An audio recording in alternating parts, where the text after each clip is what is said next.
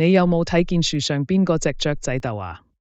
樹枝上邊嗰啲乜嘢嚟㗎？如果你係一棵樹，你冇能力令到雀仔留耐啲，你同樣冇能力令到啲寄生唔好喺你個身上生長。你唯一可以做嘅就係接受，即係將自己嘅生命完全擺上，任由環境擺佈。當然你唔肯俾環境操控，但係你有能力嗎？